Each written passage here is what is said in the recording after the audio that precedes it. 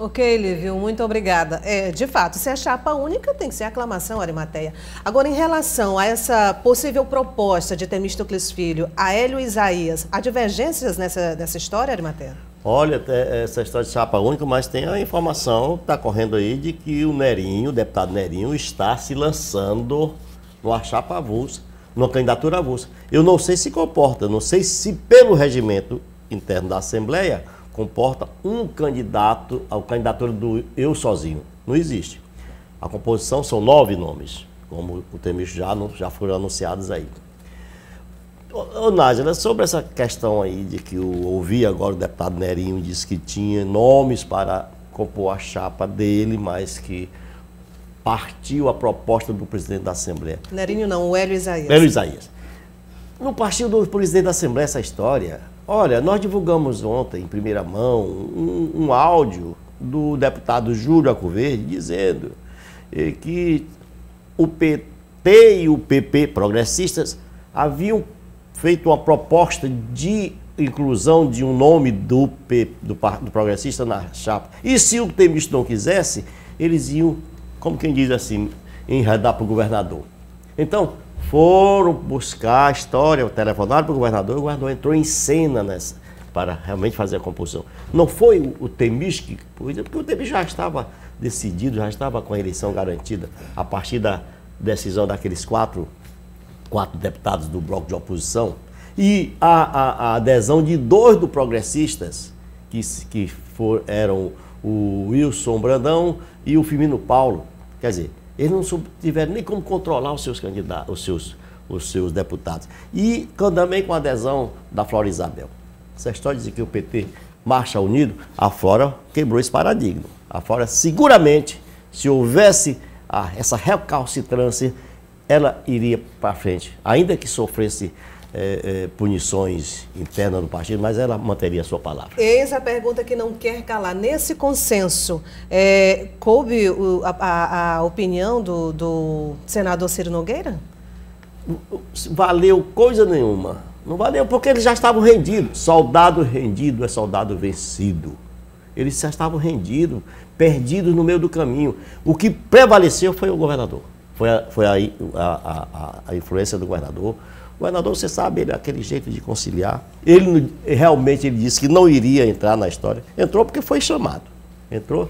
E é como eu disse, eu venho dizendo na semana, essa história da Assembleia Legislativa passaria despercebida para a população. Tem assunto muito mais importante no Estado para se discutir. Aqui não é um assunto interno. Só ganhou esse tom de beligerância graças à intromissão de 2 figuras estranhas ao meio, o senador Ciro e o petista Assis Carvalho. Foram tão arrogantes, eles marcharam para cima como se fosse uma cavalaria para esmagar o adversário.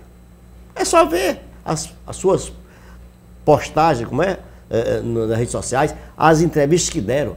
E a Assembleia lá quieta com os seus deputados, eles são iguais, então ele disse em função dos interesses internos da própria casa. E o que aconteceu? Os outros aqui tentando tocar fogo na história.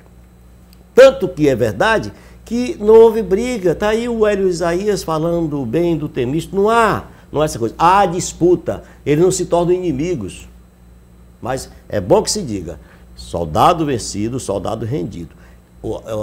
Essa dita oposição perdeu no meio do caminho. Bom, falando em postagens nas redes sociais, eu vou pedir para você acompanhar aqui comigo, eu vou virar um pouquinho para ler para o telespectador justamente uma postagem no Twitter ontem, dia 29 de janeiro, do senador Ciro Nogueira. Ele diz o seguinte: sobre a discussão acerca da eleição da mesa diretora da Assembleia Legislativa, tenho alguns pontos a esclarecer. O primeiro, embora não esteja eu envolvido no processo, é que defendo agora para o futuro uma renovação no comando da casa. Essa renovação era de fato o que ele desejava, Arimateia? Olha aí a contradição. Ele tropeça nas suas próprias contradições. Ele diz, embora eu não esteja envolvido, não estivesse, envolveu até a medula. A medula parecia que ele era o assunto que lhe diz respeito lá no Senado. Mas parecia que ele estava dentro. Era mais um entre os deputados.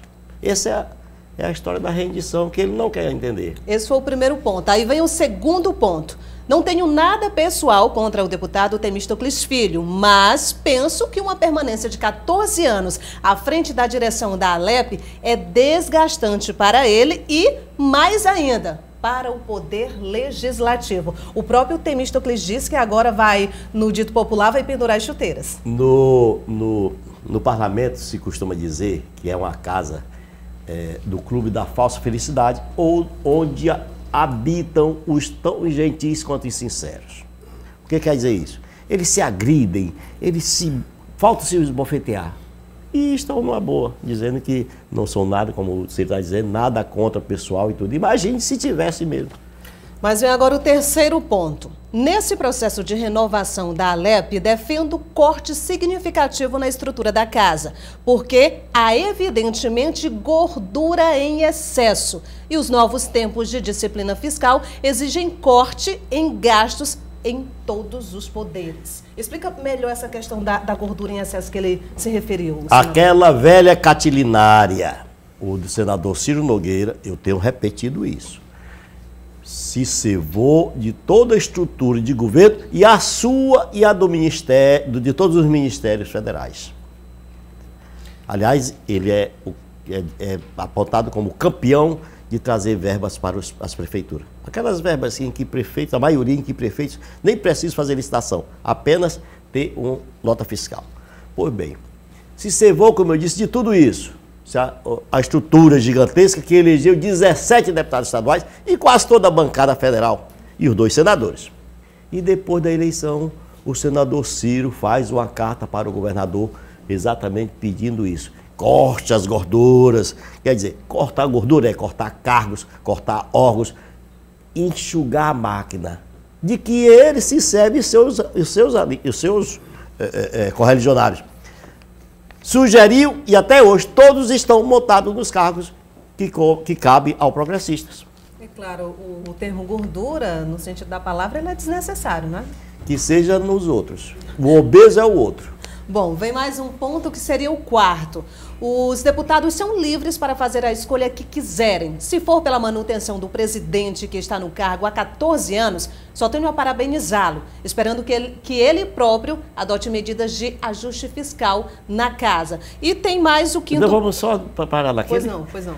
O Temístocles tem dito mesmo que vai encerrar com este mandato. Já disse em outras em eleições anteriores. Mas olha, veja bem, os deputados realmente são livres para tomar a decisão que for melhor para eles. O problema todo é o seguinte, ele fala de 14 anos do Temístocles. É verdade, é muito tempo. Petrônio Portela, ministro, aliás, o grande líder político do Piauí contemporâneo, dizia, ele era contra a reeleição de governador, para evitar a leniência, a inércia, a corrupção, enfim, todo tipo de coisas que não são boas para a população. Agora, o Wellington Dias vai completar, concluindo esse mandato, 16 anos. E o Ciro o apoia. Quarto mandato. Uhum. Vamos para o quinto ponto? Bom, ainda concluindo aqui o texto do senador Ciro Nogueira, quinto ponto. Seguirei defendendo a tese de renovação na direção da Alep, reafirmando que os deputados do Progressistas são inteiramente livres para tomar a decisão que for melhor, conforme suas consciências. Nájila, ontem se disse aqui que da coletiva prometida pelos procuradores da República sobre o escândalo da Topic, né? Esse escândalo que envolve gestores públicos, seja da educação, seja em municípios, e o que esperava era que os procuradores da República e os delegados federais, como é que se diz, ampliassem as investigações, divulgassem fatos, além do que já se sabe, e na verdade se disse que a montanha pariu o rato. O rato. Exatamente. Então, o que eu posso dizer da Assembleia? Eu faço o inverso. O rato pariu a montanha. Todo mundo sabia que esses episódios iam dar nisso. O senador Ciro, o deputado Assis Carvalho, simplesmente entraram no assunto atravessado, um assunto que não lhes diz respeito. Daí essa história. Eu não diria, eles talvez queiram parecer que não acontece isso, mas eu não diria desmoralizados. Eu diria que eles foram vencidos numa batalha que sequer terminou. E eu não sei se cantamos essa pedra aqui ontem, mas você lembra que eu lhe perguntei se era possível o rato parir a montanha? Agora. Tá aí o resultado. Episódio. Bom, só para informar o que você passou agora há pouco, inclusive o Lívio, nosso repórter, ainda está lá na Assembleia Legislativa e, de fato, foi confirmada a candidatura avulsa do deputado Nerinho. Sabe por quê, Arimateia? Forma de protesto. Sim, mas é preciso saber, ele pode protestar discursando lá, ou empunhando cartaz, eu sou candidato, mas não sei se no regimento interno cabe. Realmente nesse momento eu não tenho condições de saber se, pelo regimento interno, uma pessoa só pode ser candidata. É isso aí que a gente tem que ver e essa informação a gente vai passar para o telespectador, com certeza. Para a gente encerrar, uma eleição que, como eu disse, talvez atípica em relação às anteriores, muitas novidades, aí como os próprios deputados falaram, todos os partidos acabam sendo contemplados. Governador Wellington Dias teve importante participação nessa decisão, mas alguma coisa a dizer por enquanto, Arimateia? Não, Nájila, o que fica é exatamente a lição. Não se meta naquilo que não lhe diz respeito. O senador Ciro diz aí, realmente, em alguns trechos das suas mensagens, que a casa é livre para decidir. Pronto, eles mostraram que são livres para decidir.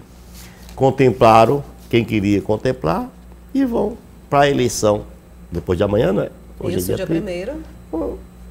Aclamando mais uma. E agora não é eleição, é aclamação. Aclamação, chapa única, então. Né?